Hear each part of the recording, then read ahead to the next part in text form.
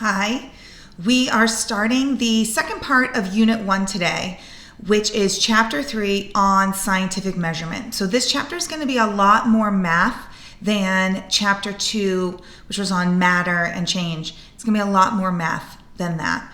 So we will be using a calculator today, and we'll be using a calculator almost every day in this chapter. So make sure you always have your calculator handy as we go through these notes. So today we're doing just the first learning objective in section 3.1. 3.1 is on using and expressing measurements. So we're going to be talking about actually how to use an instrument to make a measurement and a lot of other ideas like significant figures that you may not have heard of yet. But today in learning objective 3.1.1, we're going to be focusing on scientific notation. And I know that you have done scientific notation before in a math class, so we're just going to really quickly review it here. We use scientific notation a lot in chemistry because what we're studying about in chemistry is often atoms. And as you can imagine, an atom is very small. So when we talk about how big an atom is, if we're talking its mass in terms of grams or its width in terms of meters, that number is going to be in scientific notation because it's incredibly small. Conversely, if we're talking about how many atoms there are in something, because atoms are so small, that number is going to be very big. And scientific notation helps us to understand numbers that are incredibly big or incredibly small, and it helps us to not have to write so much. The picture on this slide here, it's not in your notes because it's just something to think about, shows that if we were to upscale the size of an apple or an apple to the size of our entire planet Earth, then if you think of what an apple is, an apple is about this big, that would be how big an atom is. So if you think about our globe and filling it with apples, that's how many atoms there are within just one apple. Atoms are incredibly small, and there's tons of them. So let's just review. You're going to need to know how to put numbers into scientific notation and how to take numbers out of scientific notation. The calculations with scientific notation, we're going to do solely on a calculator, so you don't really need to worry about that. But so we're going to kind of break these up into large numbers and small numbers. When you think of large numbers in scientific notation, right, large numbers here, large numbers with scientific notation are always going to have positive exponents. And so I really want you to keep those two things kind of combined or associated, that positive exponents mean a large number. So if we're given this number here, which I can't even read without putting in, so what is this, 1,740,000,000. How do we actually put this number into scientific notation? Well, you may remember that what you're going to do is put the decimal point at the end of the number and then move it. And you move it till there is just one digit to the left. Okay, so that's where my decimal point is going to be. And then what I do is I just write what we call the stem, the beginning part with just the number, so 1.74, and then it's always going to be times 10. And then the number that you put down as the exponent is the number of jumps.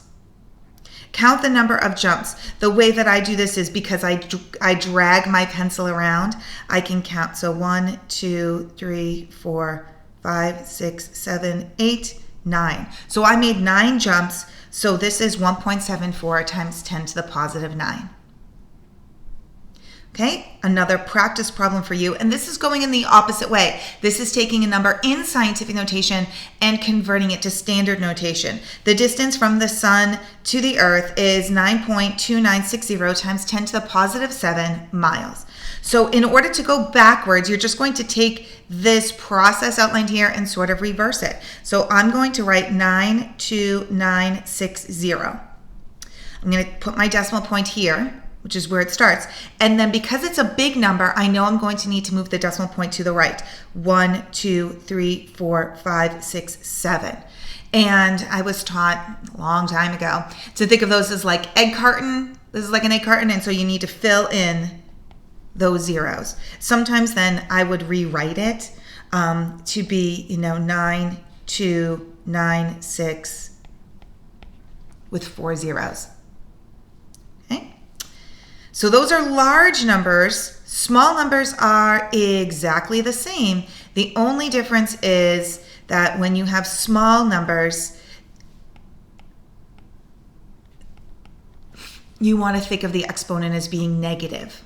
Okay, so the exponent's going to be negative. So how do we take a number in scientific notation, or that's not in scientific notation, and put it in when it's a small number? Same thing, you find the decimal point, you move it 1, 2, 3, 4, 5, so that there's just one number and then the decimal point. So this will be 2.305, you write the stem, and then times 10, and then the negative, and then again the number of jumps. So how many jumps did I make?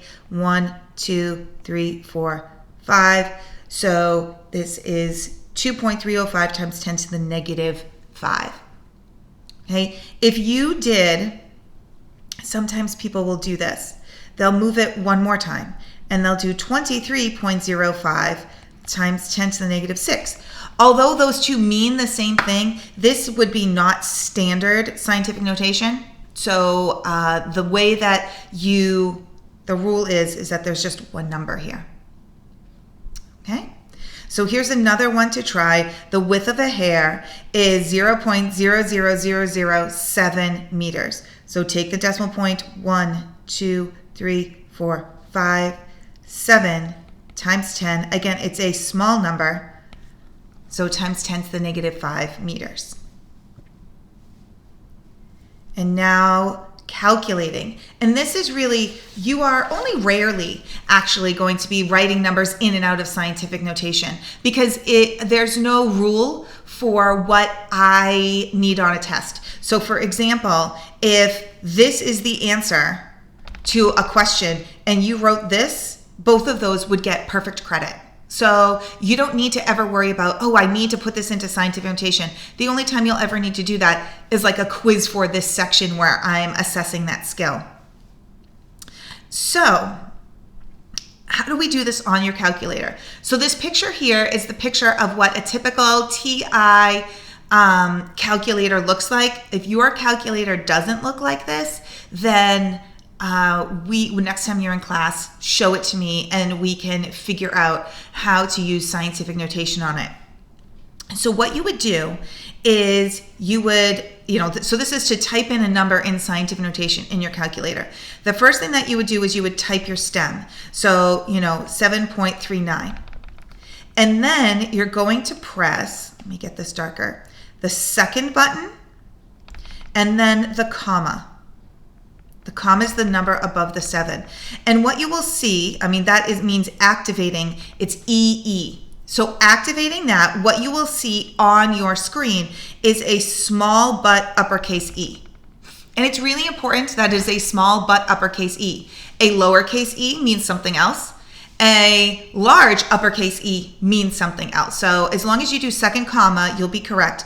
And then you type in the exponent on 10. You don't need to put in the times 10. That's what we're getting rid of. So you may look at a number 7.39 times 10 to the negative 5. And you may think, yeah, can't I just plug that in my calculator by doing 7.39 times 10 caret negative 5. And sometimes that will work and sometimes that won't. It all has to do with the order of operations. If you put that in parentheses, it will actually always work. But this is way less times that you need to type into your calculator. And that will mean that you will more often get that right. So, and then this is the other thing. When you press enter for a calculation, you're going to see it'll be something like 8.34 E5.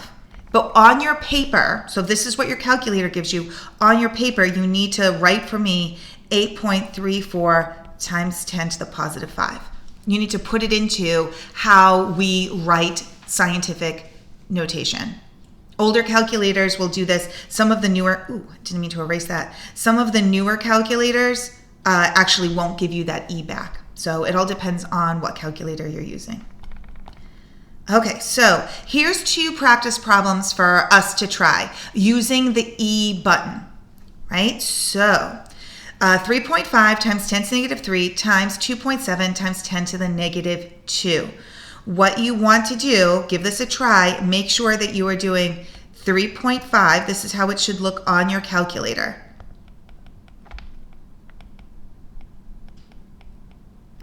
Okay, if you plug that into your calculator, you should get 9.45 times 10 to the negative 5.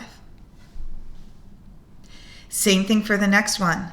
5.4 E6, see how there's no 10 in there, divided by 2.1 E negative 3. And this is one, if you're not using the E button, which I have told you to do, if you decided to disregard my instructions and do it just doing times 10 caret, you will get this problem wrong unless you use parentheses. The answer should be 2.57 times 10 to the positive 9.